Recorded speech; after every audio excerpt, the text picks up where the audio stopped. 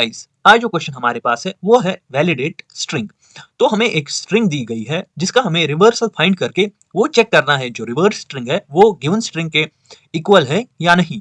अगर है तो हमें ट्रू रिटर्न करना है, नहीं तो हमें फॉल्स रिटर्न करना है। तो हम पहले कैनवस पे चलते हैं और समझते हैं इस क्वेश्चन को। तो हमें एक स्ट्रिंग दी गई है, सपोज वो स्ट्रिंग है MADAM। तो हम इसको रिवर्स करेंगे, पहले आएगा M, फिर आएगा A, फिर आएगा D, फिर आएगा A, फिर आएगा M। ये हमारी गिवन स्ट्रिंग है और ये हमारी रिवर्स स्ट्रिंग है। अगर ये दो इक्वल है तो हमें ट्रू रिटर्न करना है। यहाँ पे ये दो इक्वल है तो हम ट्रू रिटर्न करेंगे।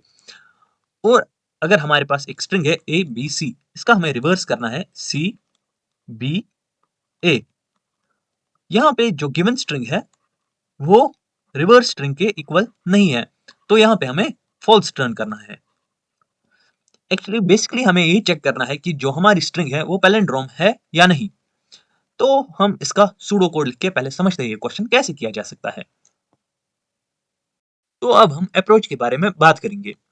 तो सपोज हमारे पास एक एस गिवन स्ट्रिंग है जिसमें स्टोर है एक स्ट्रिंग MADAM। यह हमें एक गिवन स्ट्रिंग है। तो हमारी अप्रोच रहेगी, हम एक आई पॉइंटर लेंगे जो कि हम इनिशियलाइज करेंगे हमारा जो फाइनल एलिमेंट है, हमारी जो गिवन स्ट्रिंग में जो लास्ट एलिमेंट है, हम इससे इसको इनिशियलाइज करेंगे। फिर हम इसको माइनस करते जाएंगे और कंटिन्यूअसली हम एक दूसरी स्ट्रिंग लेंगे, सपोज S2, इसमें ith एलिमेंट को ऐड करते जाएंगे।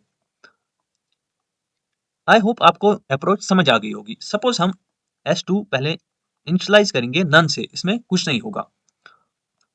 फिर हम एक फोर लूप स्टार्ट करेंगे जो स्टार्ट होगा s डॉट लेंथ -1। ऐसा इसलिए हमारी जो लेंथ है यहाँ पे वो है 5 और ये जो फाइनल इंडेक्स है वो है 4, 0 1 2 3 4। तो हमारा जो आई पॉइंटर होगा वो फोर्थ इंडेक्स से स्टार्ट होगा। फिर वो जाएगा i ग्रेटर देन इक्वल 0 तक, फिर i माइनस माइनस। हर एक आइट्रेशन में हम चेक करेंगे हमारा आई पॉइंटर कहाँ पे है। फिर हम आई पॉइंटर पे जो एलिमेंट है उसको ऐड करते जाएंगे हमारे S2 में। फिर हम S2 में ऐड करेंगे plus equal to s dot char at i. Java में हमें कैर एट जो फंक्शन है ये हमें देता है हमारे जो ith, सपोज हमें s डॉट कैर एट 1, तो ये हमें वो वाला एलिमेंट देगा जो इंडेक्स 1 पे है। यहाँ पे हमारे इंडेक्स 1 पे a है तो ये हमें a देगा, a। आई होप आपको कैर एट समझ आ गया होगा। तो ये हमें हर एक एलिमेंट पे, suppose s dot char at i पहले 4 है तो ये हमें फोर्थ इंडेक्स पे जो एलिमेंट है m वो ऐड होगा हमारे S2 में।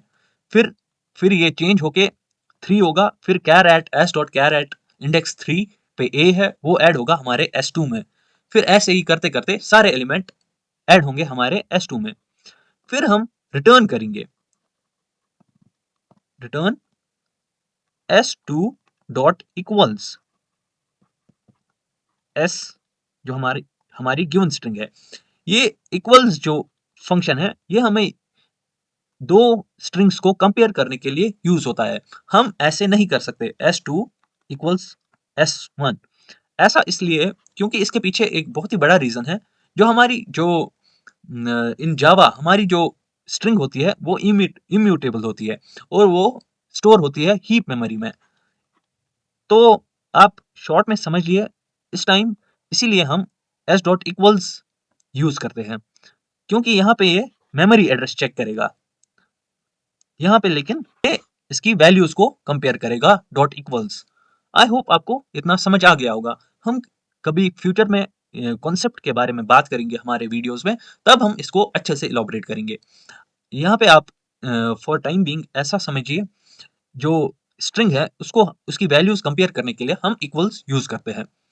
तो ये हमें ट्रू या फॉल्स देगा। अगर स्ट्रिंग का वैल्यू जो s2 और s का वैल्यू इक्वल हुआ तो ये ट्रू देगा, नहीं तो ये फॉल्स देगा। चलिए अब कोड में चलते हैं और समझते हैं इस क्वेश्चन को। ये रहा हमारा कोड। तो हम पहले एक s2 नाम का वेरिएबल स्टार्ट करेंगे जिसमें हम कुछ भी नहीं स्टोर करेंगे। फिर हम एक आई पॉइंटर स्टार्ट करेंगे जो कि स्टार्ट होगा हमारी जो गिवन स्ट्रिंग है उसके लास्ट एलिमेंट से। फिर हम उसको माइनस करते जाएंगे और हर एक आइटरेशन में हमारी जो हमने जो स्ट्रिंग बनाई थी उसमें हम ऐड करते जाएंगे हमारे एलिमेंट जो ith एलिमेंट है हमारे s का, वो हम ऐड करते जाएंगे। एट द एंड हम रिटर्न करेंगे s डॉट इक्वल्स s। अगर वो s2 जो हमारी हमने जो डिफाइन की थी अपनी स्ट्रिंग, अगर वो इक्वल हुई गिवन स्ट्रिंग को तो वो ट्रू रिटर्न करेगी, नहीं तो वो फॉल्स रिटर्न करेगी। चलिए अब कोड को रन करके देखते हैं क्या ये क्वेश्चन चलेगा या नहीं। आई मीन से क्या ये कोड सही से चलेगा या नहीं। और ये हर एक केस में पास हो रहा है। आई होप आपको ये क्वेश्चन समझ आ गया होगा। Thank you so much. अगर आप